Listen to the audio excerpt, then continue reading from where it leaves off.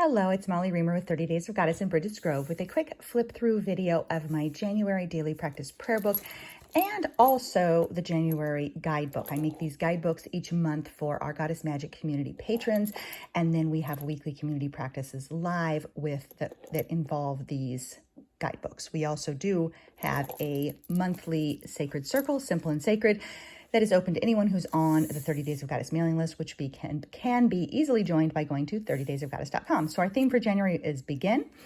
And we were traveling through several weeks of January to the beach, to Dauphin Island, where we travel in the winter. And so you will see a lot of beach-like representations on my pages for January. Did I say February at some point? Anyway, January is what I'm talking about. Anyway, a lot of beach representations, which I know doesn't quite strictly align with January, but for me, it definitely does.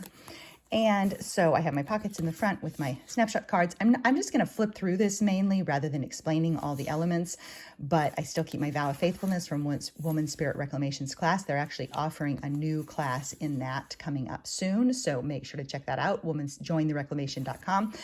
And so I keep my vow of faithfulness in the front so I can revisit that, not exactly on a daily basis, but on a relatively regular basis because it's right there in my journal.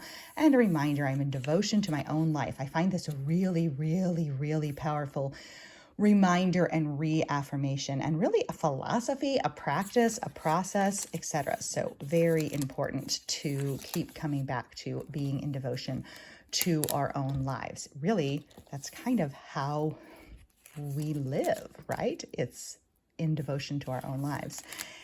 And so anyway, had my little Kodak step printer with me so that I could take pictures, and had a wee moon to cut up. I kept my pages primarily simple this time. I have my prayer bead. I have these pocket prayer beads that Carmen from our Facebook group and from our Goddess Magic community made for me. And then she left a little lobster clasp at the end, so I put lots of things on them. And then I use this as a bookmark. They're little pocket prayer beads, bookmark / prayer beads all in one. And then I move it from prayer book to prayer book. So I'm actually going to set that over there because it's moving on to February's book. And so anyway, I kept the pages pretty simple because when we are traveling at the beach, I do find that, daily practice is nothing if not flexible. I mean, that's part of what it's supposed to do. It's supposed to, here's the bridge. There's a little free art gallery on the island, and so this is the iconic bridge over to the island. So I went and picked up that little piece, and then I went ahead and left behind a Yamaya bookmark and some other pieces like this in the art gallery. But now I forget what I was trying to say. Daily practice should be flexible. It's not something that's there to chastise you or tell you what to do. It's here to hold you and support you and nurture you and strengthen you. And so while we were at the beach, it's really a priority for me to walk. I would go on a long walk every day. And so by necessity, my practice shifts. At home, I am just utterly committed to morning-based practice. This came from Dawn, who's part of our community as well, and she'd mailed me some beach themed goodies, ephemera, so you'll actually see that this came from her too. There's quite a few things from her represented in this book because I saved all that beachy stuff. This too, I saved all that beachy stuff to bring with me specifically so I would have it for this book. So that was fun. But anyway, my practice has shifted so that I actually did most of these pages at night. I would write, we'd go on our walk, discover the magic that we were discovering. And then when I got home, I would go out. There was a little porch swing out where you could see the water. And so I would go out to that porch swing the porch swing. And this is the coast of where we were. You can actually see the little houses that we stayed in. And this is just a brochure, but you can see the little houses that we stayed in there. And I would go write the poem there, back to my old ways, my old roots, in that I would type them in my phone first and then recopy them down into my book. What I do at home is I write them here, I transcribe them, and then that's how they end up into print. But at the beach, I redeveloped the habit, which is what I used to do, which is that I would write the poem in my phone in the Notes app, and then after I got back to home in Missouri, I started just printing those out. I kept up that habit for a while. It was so cold and so icy when we got back home that my fingers were too cold to write when I went outside. And so I would still type and then print out my poem and put it on the page. But now that we've been home for a while, I'm back to my practice. I find it incredibly vital that you leave my daughter's 13th birthday and they went to an escape room. I find it incredibly vital that you leave your phone inside for a fulfilling daily practice. Like, just don't even pick it up. Don't turn it over. Don't look to see if anybody sent you any messages, because as soon as I see that I have messages, even if I don't respond to them right away, I'm thinking about them. I know that somebody's waiting to hear back from me. So if I take there's the poem for that day. If I take the phone with me, even if it's just to type a poem, I will still see. And I have almost all my notifications shut off. I have almost everything silenced, but still, you still see something and it still makes you think, oh, I'll check this one thing. Oh, I'll do this one thing. So I highly, highly recommend a daily practice existing untethered, existing before you invite in the company of other minds into your day and life. And so now that we've been home for a couple days or a couple weeks, I am back down to going out without my phone. And it's very, very liberating. Got a thank you note for the Christmas presents I took to the library.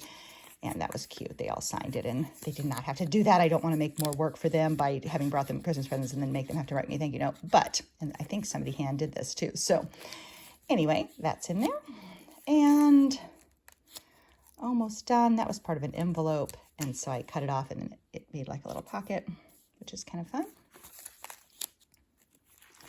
And then these, I make journal cards and poem cards for members of our community, and so I use those in my book and then also in card version.